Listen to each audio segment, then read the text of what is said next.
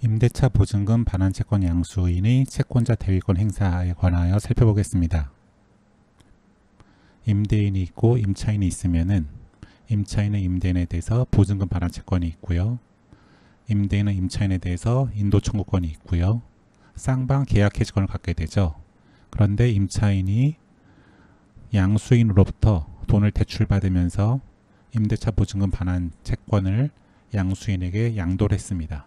저축은행 같은 경우가 이제 보통 임대차 보증금 반환 채권 담보부 대출을 많이 하죠. 그래서 이렇게 양도를 했습니다. 그리고 임차인이 이 대출금을 제대로 갚지 못했어요. 대출금 연체해서 기한의 이익을 상실했습니다. 그러면 양수인은 이제 담보로 갖고 있는 보증금 반환 채권을 행사해서 보증금으로 대출금을 이제 충당하기를 희망하겠죠. 근데 이 보증금을 반환받으려면 두 가지가 필요합니다. 첫 번째로 임대차가 종료됐으면 상관없지만 임대차가 종료가 되지 않았다고 한다면은 임대차 계약을 해지해야 되고요. 두 번째로 임차 주택을 인도시켜야 됩니다. 안 그러면 임대인이 동시행 항배권을 행사할 거기 때문에 돈을 받을 수가 없죠. 그래서 계약을 해지하고 임차인으로 하여금 임대인에게 주택을 인도하도록 이 두 가지를 미리 해야 됩니다. 그래서 양수인은 일단 이 임대인이 갖고 있는 계약 해지권을 행사하면 되는데요. 이건 임대인의 권리이기 때문에 직접 행사할 수가 없으니까 대위 행사를 해야 됩니다. 그래서 양수인이 임대인에 대해서 갖고 있는 보증금 반환 채권을 피보존 채권으로 하고 임대인이 임차인에 대해서 갖고 있는 계약 해지권을 피대위 채권으로 해서 임대인을 대신해서 차임 연체를 이유로 이 임대차 계약을 해지할 수가 있습니다. 판례는 이때 이 계약 해지권은 일신 전속권, 임대인만이 행사할 수 있는 일신 전속권이 아니라고 보기 때문에 이런 채권자 대위권 행사가 가능한 거죠. 그래서 양수인은 일단 임대인을 대위해서 임대차 계약을 해지하고요. 그 다음에 임대인을 또다시 대위해서 임대인에게 주택을 인도할 것을 청구하면 됩니다.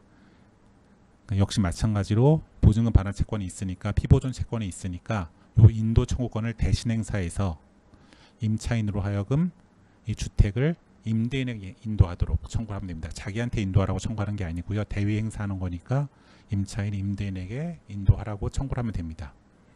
판례는 이런 대위권 행사에 있어서 임대인의 무자력은 대위권 행사 요건이 아니라고 보고 있기 때문에 임대인이 뭐 돈이 많다고 하더라도 이런 식의 채권자 대위권, 계약 해지, 인도 청구가 가능한 겁니다. 두 가지가 충족이 되면은 이제 양수인은 임대인에 대해서 보증금 반환 채권을 행사할 수가 있죠. 그래서 임대인을 상대로 해서는 임차인으로부터 주택을 인도받음과 동시에 임대인은 양수인에게 보증금을 지급하라 라는 식의 청구를 하게 됩니다. 실제 소송은 이제 양수인이 임대인을 피고 1로 잡고 임차인을 피고 2로 잡아서 청구를 두 개를 하는 거죠. 그래서 대위해서 피고 2는 피고 1에게 주택을 인도하라.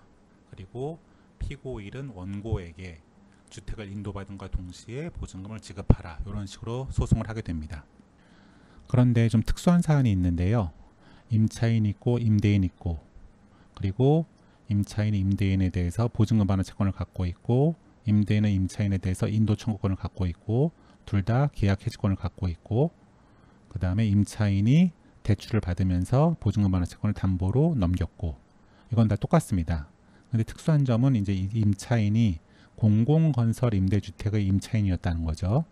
이 공공건설 임대주택 같은 경우에는 공공주택특별법이라는 특별법이 있어서 이 법이 이제 규율을 하게 되는데요. 이 법에는 임차인의 중도 해지권을 두고 있습니다. 원래 계약 중에는 임의 해지할 수 없지만 임차인의 형편 같은 걸 고려해서 임차인에게 중도 해지할 수 있는 그런 권리를 부여하고 있습니다.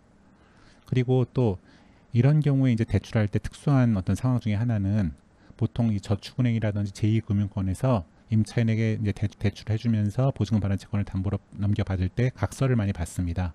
그래서 대출금을 연체하면은 임대차 기간 중이라도 임대차 계약을 임차인은 중도 해지하고 주택을 인도합니다. 라는 식의 어떤 인도 각서, 명도 각서 같은 걸 받습니다. 왜냐하면 이 중도 해지하고 빨리 대출금을 회수할 수 있도록 하기 위해서 각서를 받는 거죠.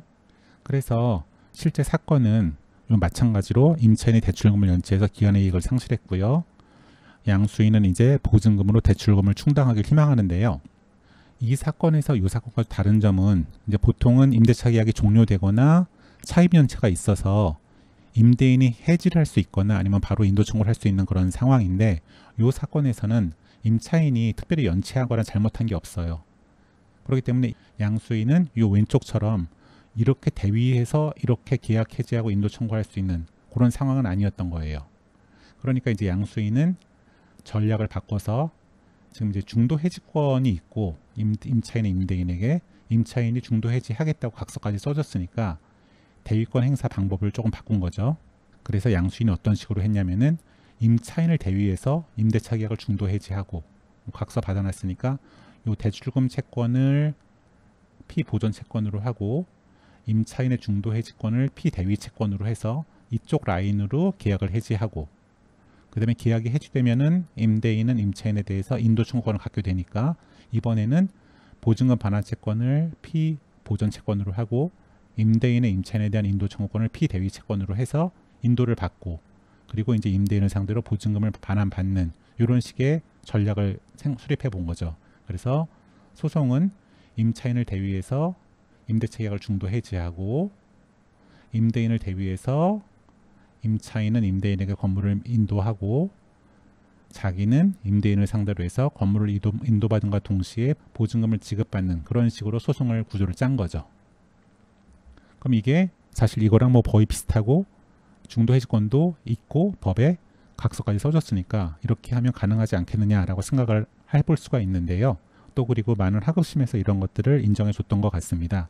그런데 최근 대법원은 이런 것은 안 된다라고 이제 판시를 내렸는데요.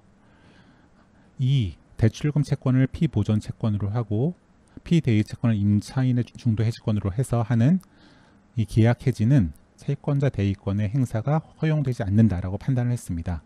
왜냐하면 이 임차인의 중도 해지권은 행사상의 일신 전서권, 오로지 임차인만이 임차인의 의사에 기해서 할 수 있는 거기 때문에 다른 사람이 이걸 대신해서 해지를 할 수 없다는 것이 대법원의 판시였는데요.